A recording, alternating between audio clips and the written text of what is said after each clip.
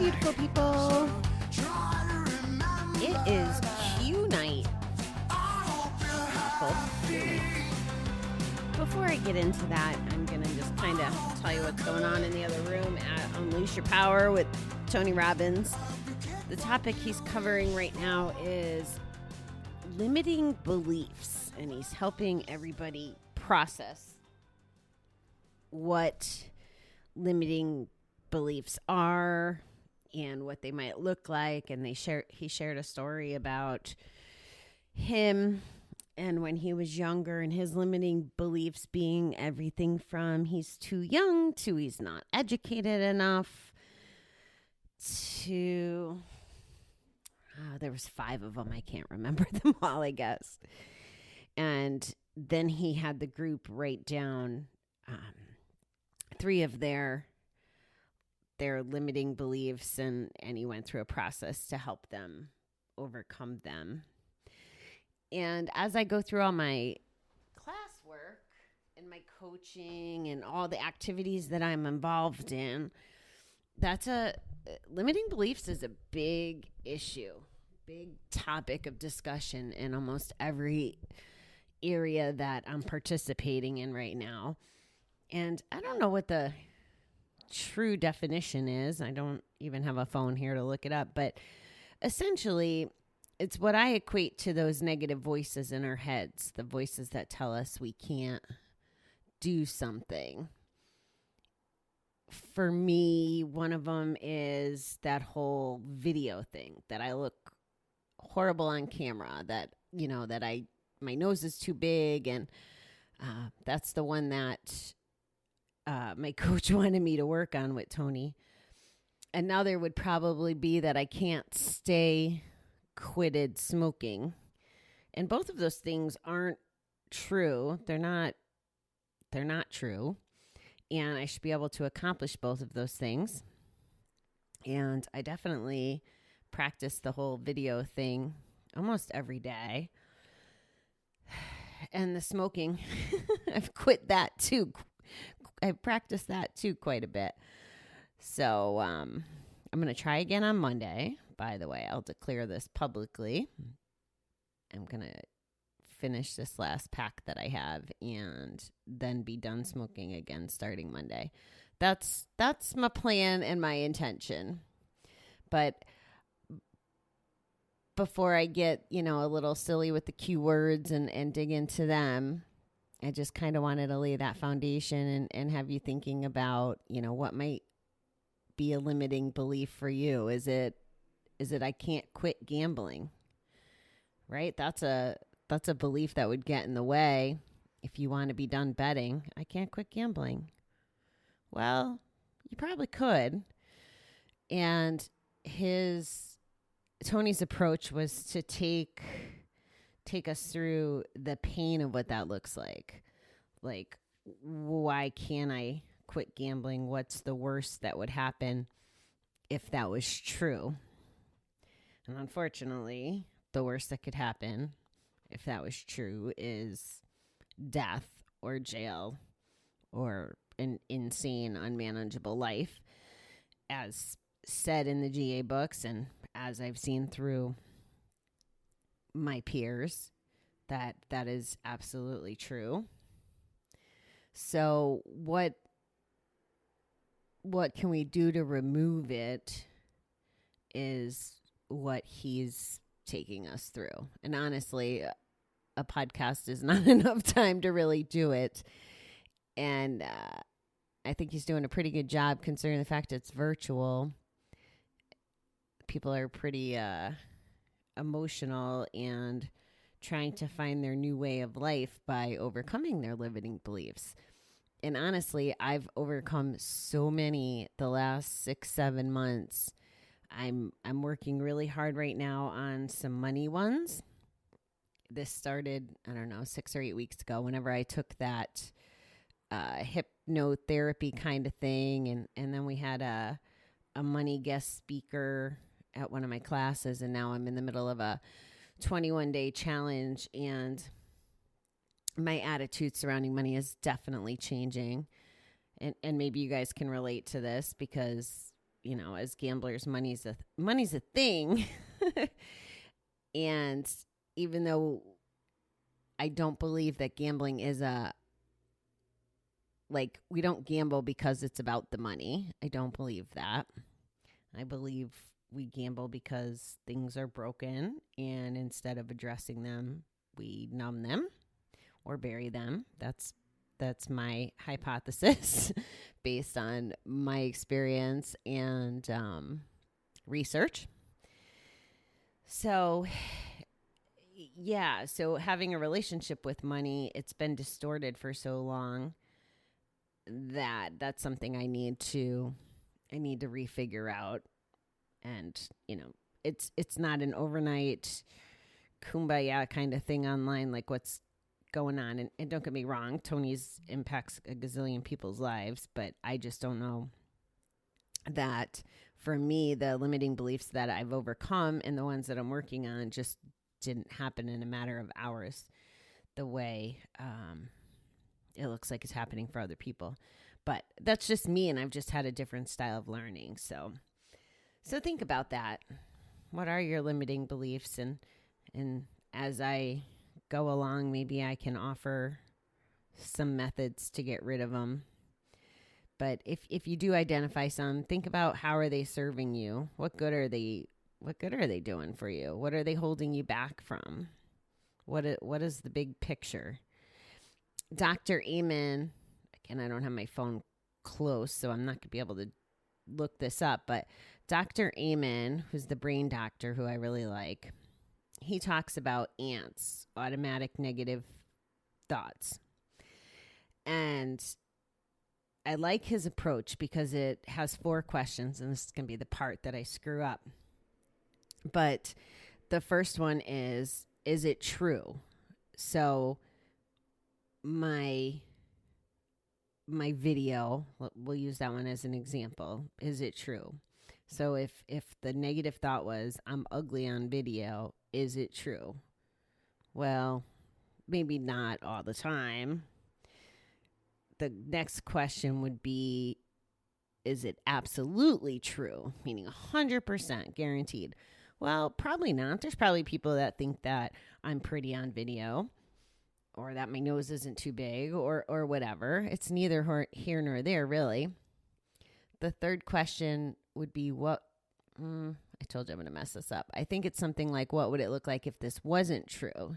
Well, if that was the case, I'd just get on video and talk and not be worrying about that. And my words would probably flow better. I would probably be doing YouTube podcasts instead of just hiding behind the microphone. It would help if I clean the room that I work in too. I have it covered with posters and all my thoughts that I've been downloading for the last 6 months. And yeah, it looks a little chaotic in here, but anyway, that's what could happen if I got rid of these limiting beliefs. And there may be a point where I might not be over it, but I have to just push through the fear and do it anyway. And that's kind of been my style on a lot of things. It wasn't that I believed it necessarily different. I might be more open-minded to Dr. Amen's approach and go, okay, maybe it's not 100% true. Or I just fought through the fear and got over it through time and through effort. So there's a lot of different strategies. So those are my thoughts. So you want to hear my keywords? Your keywords? That quiz essential came up again, and I know we did it last month on the cues. So I just think that's a fun word. So self-care activity-wise, the ones that really jumped out at me were question everything. And that could be very ambiguous, right? It could be a negative thing like there's trust lacking, or it could be coming from a place of curiosity. And that's where I think it's a self-care activity is if you question everything in the sense of being curious not doubt. Those are two very different things. For example, today so the group was today and I couldn't go because I was committed to this UPW. And last week when I went in person, I know it was horrible for the people on Zoom to hear those of us in the room because there was only this little, I don't even know that you'd call it a speaker or microphone, but like one of those conference call little triangle things.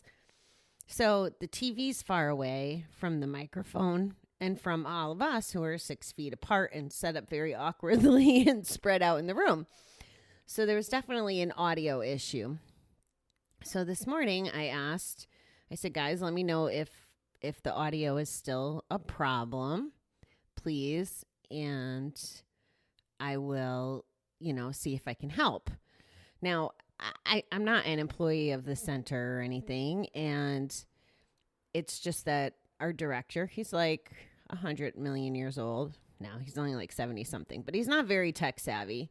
And I didn't know if they would have resolution or even if they noticed how much of a struggle it would have been for people on Zoom to hear what was going on. And I only knew because when Chuck and I were driving there, I couldn't hear that good in the car. So, and that actually happened on a GA call too. And I was like, I need to hang up. This is making me nuts. But anyway, so somebody in the group asked me, well, why wait till next week if you knew there was an audio problem? And this is funny. This is the difference between attitude and handling things from a place of love and recovery, in my opinion. So he's like, well, why would you wait until next week? And he called me by my title, deputy director is what they call me because I'm a little bossy. So I responded, I said, well, I'm committed today. And if it doesn't work out, I'll try to stop by during the week to help them, get around it. I don't think he asked from a place of judgment, but he was asking from a place of curiosity because, and I don't blame him, right? Because if we can get it resolved a week sooner, then that would be super. By the way, I still don't know what the status is, but I got to find out. So I like that. If you think of kids questioning everything, it comes from a place of curiosity and you learn things that way. And that's why I think that's a good self-care activity. The other two that I selected for today they both end in time. One is quality time and one is quiet time. And it's interesting because quality time doesn't have anything to do with time. At least to me, it's not the amount of time. It's more how we spend it. We can do quality time visiting.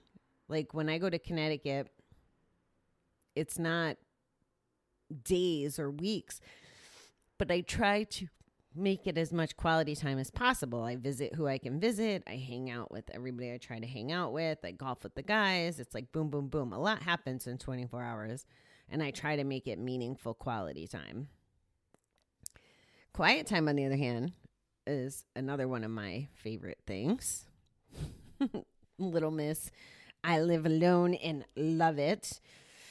I almost think that something's broken about me when it comes to sound, and I really should get this looked at one of these days.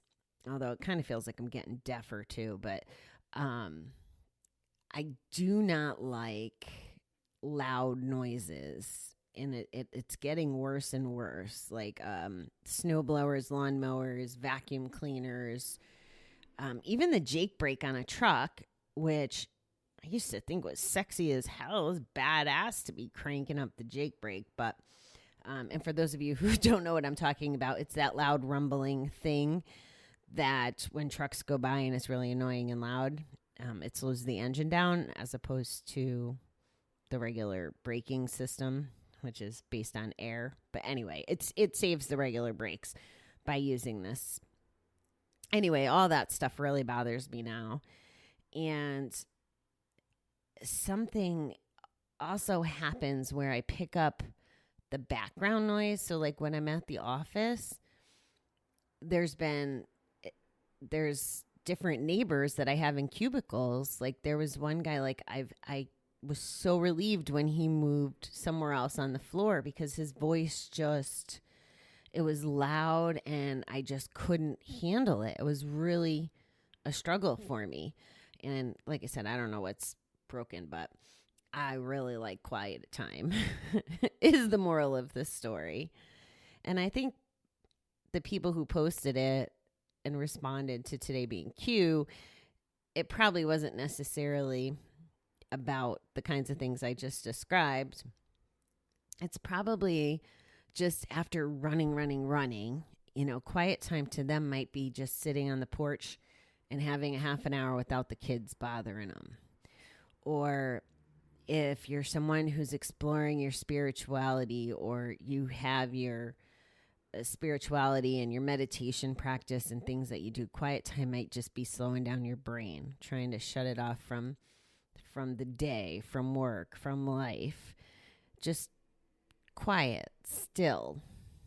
So there's different variations of that, all of which I'm very fond of.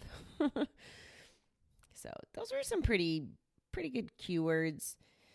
We will do R tomorrow. I have one more day of this conference and a lot of work coming up the next couple days. I actually took Monday off because we are getting ready to do something pretty cool. We're going to be doing an email challenge. And how I told you that I kind of hide behind the microphone podcasting instead of videoing, the email challenge is going to be meant for that kind of reason as well. It's going to, not because I want people to hide, but there's a lot of folks that in their gambling careers, even if they're ready to quit, they may not be ready to tell the world. And I think I shared that with you guys, that I wasn't ready to share it with the world when I first decided to quit. So this challenge is going to be designed to help people quit with no face-to-face interaction. It's going to be where if someone decides to do the program every day, they'll get an email with steps to help them quit gambling within the month. Different approaches and ideas and concepts, and it'll be based on how I've achieved my recovery so far, with some education in there and some activities, and there'll be homework. So it's the first step, I guess, or a different way of doing recovery, and hopefully it'll help. I think that there's different segments. I'm working on some other things for different folks. I mean, the podcast, I definitely try to use as a vehicle to help people. I haven't said it in a while, but I like to think of it as our own kind of GA meeting.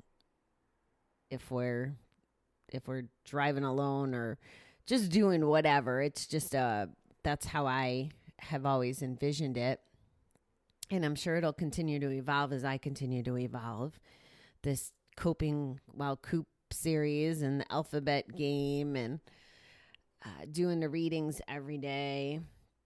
Those have all added value to my life. I hope it's added value to yours. And if it has, oh, by the way, let me ask you to rate and review me. Again, I'm going to keep asking, as it's really important to help me in podcast world. It's crazy the way technology works and all these things, but the podcast is definitely not anything that generates income for me, and the ratings and reviews are kind of like payment for me to show up in the universe and hopefully reach more people that might need to hear the message. So that's my ask for the night. All right, guys. I hope that you have a wonderful, quiet or quality Saturday night, and I will talk to you.